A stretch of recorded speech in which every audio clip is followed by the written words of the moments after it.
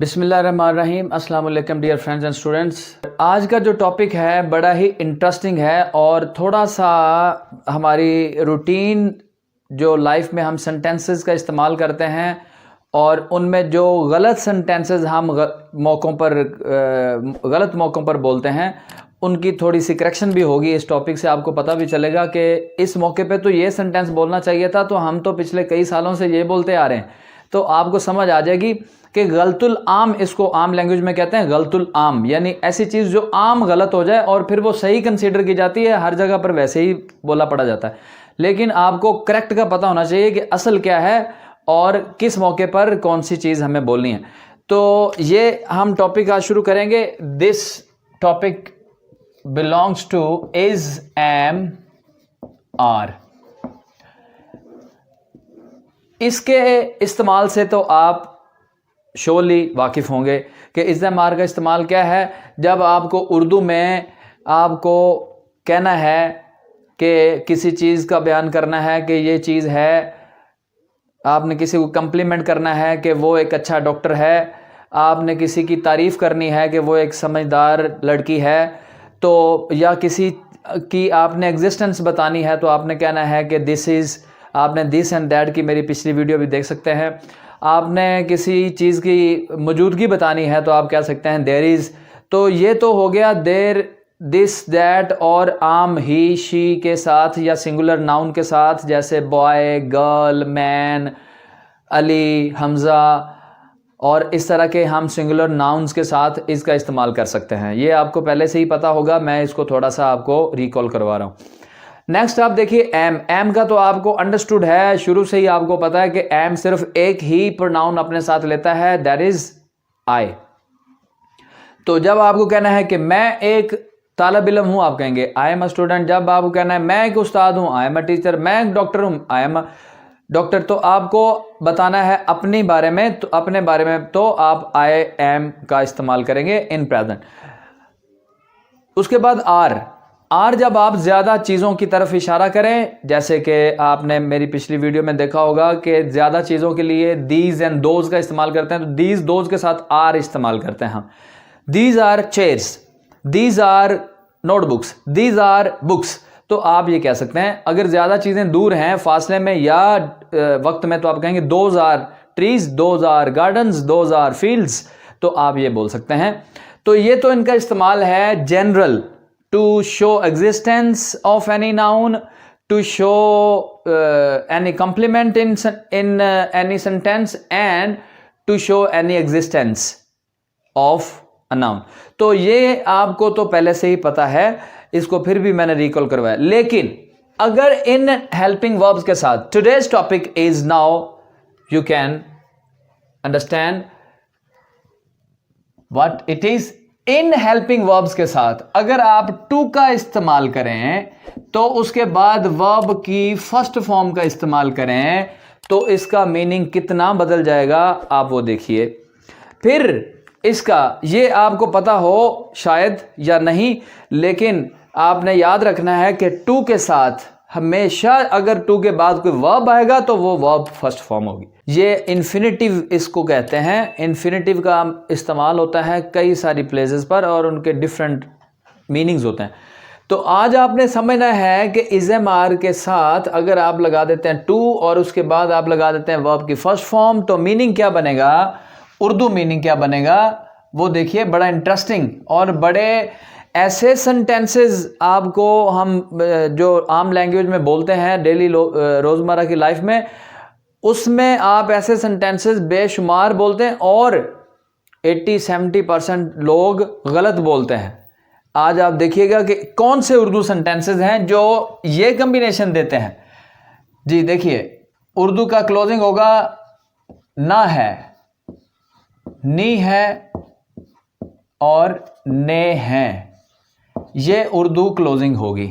Urdu sentences का closing ये होगा जहाँ से उर्दू सेंटेंस आइडेंटिफाई होता है। आपको पता है कि उर्दू सेंटेंस की आइडेंटिफिकेशन, ये आप मेरी पिछली टेंसेस की वीडियो में समझ सकते हैं कि उर्दू सेंटेंस के किस हिस्से से पता चलता है उस उर्दू सेंटेंस का टेंस और verb, form of verb, subject, ये सारी चीज़ें उर्दू सेंटेंस के आखिरी 2-3 वर्ड्स में से हमें मिलती हैं। तो ये लास्ट क्लोजिंग होगा उर्दू सेंटेंसेस का, तो कॉम्बिनेशन इंग्लिश में ये चलेगा। सेंटेंसेस देखिए, जैसे आपको कहना है मुझे काम करना है, मुझे काम करना है, तो इसका आप क्लोजिंग देख रहे हैं क्या है, ना है, मुझे काम करना है। तो इसके लिए आप डेफिनेटली मुझे के लिए आप इस्तेमाल करेंगे आई, इंग्लिश में आई के साथ आपको पता क्या इस्तेमाल होता है, एम के साथ लगाएंगे टू के साथ काम करने की इंग्लिश वर्ब यानी डू या work, I am to work ये भी लगा सकते हैं, और I am to do work, do some work, do any work, do a work आप लिख सकते हैं। तो ये हो गया I am to work, I am to do work या आई एम टू वर्क, मतलब मुझे काम करना है। अंडरस्टैंड। नंबर 2 सेंटेंस देखिए, उसे पढ़ना है, इसका क्लोजिंग देखें क्या आ रहा है, ना है। तो इसकी ट्रांसलेशन भी आप कैसे करेंगे, उसे यानी ही और शी में से एक आप चूज कर सकते हैं, क्योंकि उसे से आपको जेंडर नहीं पता चल रही होती, उसे की जेंडर नहीं होती कोई भी, ये न्यूट्रल जेंडर वर्ड है। अच्छा, तो आप लिखेंगे ही के साथ क्या आता है, इज, ही इज, उसके बाद लगाएंगे टू, उसके बाद लगाएंगे वर्ब के फर्स्ट फॉर्म यानी पढ़ना, पढ़ने की इंग्लिश होती है रीड या स्टडी आप लिख सकते हैं, ही इज टू स्टडी, ये हो गया उसे पढ़ना है। इसी तरह से नेक्स्ट सेंटेंस एग्जांपल देखिए, हमें क्रिकेट खेलना है। उर्दू में समटाइम जो नी है, क्रिकेट खेलनी है भी बोली जाती है, ये साउंड भी, लेकिन ये गलत है।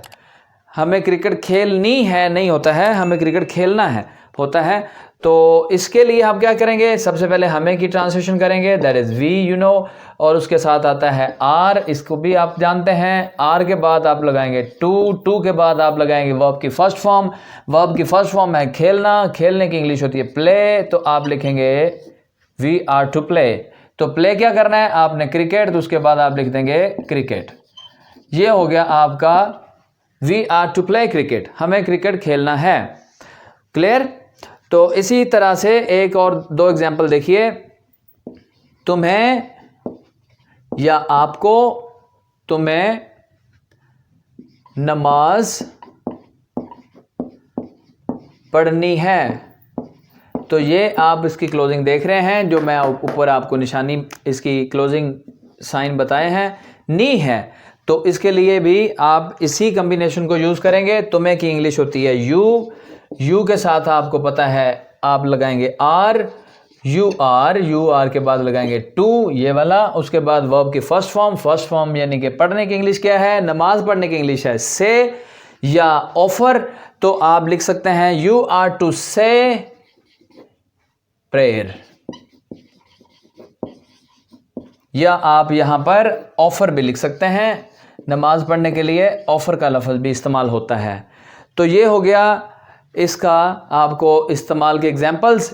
लास्ट एग्जाम्पल देखिए, तो आपको इन, मुझे, उसे, हमें, तुम्हें की जगह पर कोई भी नाउन हो सकता है, कोई भी प्रोनाउन हो सकता है, यानी कोई इनकी जगह पर और भी जैसे प्रोनाउन है आ सकते हैं, I, we, you, they, he, she, it सारे आ सकते हैं। नाउन भी आ सकते हैं, प्रॉपर नाउन भी आ सकते हैं, कॉमन नाउन भी आ सकते हैं। यहाँ पर बॉयज़ आ सकता है, यहाँ पर पीपल आ सकता है, यहाँ पर गर्ल्स आ सकता है, यहाँ पर मैन आ सकता है, यहाँ पर वीमन आ सकता है, यहाँ पर और सारे इस तरह के नाउन और प्रोनाउन आ सकते हैं। तो एक और एग्जांपल देखिए, तलबा को सख्त मेहनत करनी है। तो इसकी क्लोजिंग भी आप देख रहे हैं, नी है। तो नी है की वजह से इसको ट्रांसलेट करते वक्त आप लिखेंगे, तलबा की इंग्लिश है स्टूडेंट्स, द स्टूडेंट्स चूंकि प्लूरल है तो इसके लिए आएगा are, the students are to, मेहनत करना आपको पता है ये इसका वर्ब है, work hard. The students are to work hard, तुलबा को स्टूडेंट्स को मेहनत करना है या मेहनत करनी है। तो ये सेंटेंसेस, इस तरह की सेंटेंस वोकैबुलरी की ट्रांसलेशन आप इज एम आर के साथ two plus verb first form के साथ कर सकते हैं, जो कि आम तौर पर गलत बोले जाते हैं, जो मैं आपको पहले वीडियो के स्टार्ट में बताया कि गलतुल आम हो जाते हैं वो सेंटेंसेस। वो कैसे बोले जाते हैं ये आप भी हैरान होंगे कि ये वाले उर्दू के सेंटेंसेस जब हम बोलते हैं तो हम तो बोलते हैं has to, have to, had to, will have to, shall have to. तो वो मैं नेक्स्ट वीडियो में आपको बताऊंगा कि उसमें और इसमें क्या फ़र्क है। जब आपको कहना है कि ये काम करना है किसी ने, तो आपको इज एम आर टू और वर्ब की फर्स्ट फॉर्म का इस्तेमाल करना होगा, जो है हैज़ टू। समटाइम जैसे देखें, मुझे काम करना है, I have to do work. आप लोग इसको ज़्यादा अप्रोप्रिएट सेंटेंस समझ रहे होंगे, या सुनने में हमें सोशली सुनने में ज़्यादा ये मिलता है। अगर किसी ने कहना है ना मुझे काम करना है, तो वो ये बोलता है ज़्यादातर I have to do work. तो उसका मैं आपको नेक्स्ट वीडियो में बताऊंगा कि उन सेंटेंसेस में और इन सेंटेंसेस में उर्दू में कितना फ़र्क है। अब ये देखिए, ये मैंने सारे सेंटेंसेस जो लिखे हैं ये सिंपल यानी सादा सेंटेंस जिनको हम कहते हैं, अफर्मेटिव असर्टिव सेंटेंसेस हैं, सादा जुमले हैं। अगर नेगेटिव सेंटेंसेस हों, यही सेंटेंसेस अगर हमने नेगेटिव बनाना है तो याद रखना है आपने नॉट का इस्तेमाल आपने इन हेल्पिंग वर्ब्स के बाद लगाना है, टू के बाद नहीं लगाना है। ठीक है, जो भी हेल्पिंग वर्ब कंबाइन होती है ऑफ टू वर्ड्स, उनके असल हेल्पिंग वर्ब के बाद के बाद नॉट लगता होता है, कभी भी दोनों के बाद नहीं लगता होता। जैसे कैन बी, शुड बी, ये कम्बिनेशन ऑफ टू वर्ड्स हैं। ऐसे हेल्पिंग वर्ब्स का जो नॉट का इस्तेमाल है वो असल हेल्पिंग वर्ब, जैसे कैन है तो कैन के बाद नॉट लगेगा, कैन नॉट भी आएगा। इसी तरह से इनका भी इस्तेमाल जब आप करेंगे नेगेटिव सेंटेंसेस में इनका, तो आप यहाँ पर इधर आपने इस्तेमाल करना है, नॉट लगाना है। ठीक होगा जी। आपको लिखना है मुझे काम नहीं करना है, तो आप लिखेंगे I am not to do work. उसे नहीं पढ़ना है, he is not to study. हमें क्रिकेट नहीं खेलनी है, तो आप लिखेंगे we are not to play cricket. ये इसी तरह से आपने असल हेल्पिंग वर्ब के बाद नॉट लगाना है, फिर टू और वर्ब लगाना। अगर इसी तरह से सेंटेंस को इंटरोगेटिव बनाना है आपने, तो भी आपने असल हेल्पिंग वर्ब को उठाना है, टू को साथ नहीं उठाना है। फॉर एग्जाम्पल, इस सेंटेंस को आपने इंटरोगेटिव बनाना है, तो आप लिखेंगे क्या मुझे काम करना है, तो आप क्या करेंगे, एम पहले लगाएंगे। एम जब पहले आएगा तो ए कैपिटल में आएगा। Am I to work, to उधर ही खड़ा रहेगा, टू नहीं शिफ्ट करता। और इसी तरह से जैसे नेगेटिव में टू का इंपैक्ट नहीं है, असल हेल्पिंग वर्ब के बाद नॉट लगाना है। इसी तरह से इंटरोगेटिव के लिए भी असल हेल्पिंग वर्ब को उठा के बाहर लाना है। इसी तरह से अगर हो उसे पढ़ना है, तो क्या उसे पढ़ना है, तो आप करेंगे इज का इस्तेमाल पहले, टू उधर ही खड़ा रहेगा। Easy to study, easy to study, ऐसे हो जाएगा।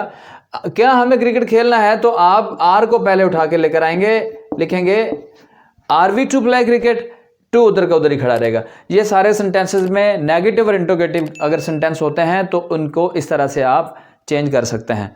क्लियर? तो उम्मीद है कि आपको बड़े अच्छे से समझ आ गई होगी। इसके ऊपर आपने प्रैक्टिस 100 सेंटेंसेस की लाजमी करनी है। अगर आपको किसी चीज़ की समझ ना आई हो या कुछ आपने मुझसे पूछना हो, तो आप मुझे कमेंट कर सकते हैं और उसमें आप मुझसे किसी भी चीज़ के बारे में पूछ सकते हैं। तो अगली वीडियो तक आप वेट करिए। अगली वीडियो भी इंशाल्लाह बड़ी ही इंटरेस्टिंग और बड़ी मुफीद आपके लिए आने वाली है। तब तक के लिए अल्लाह हाफ़िज़, बाय बाय।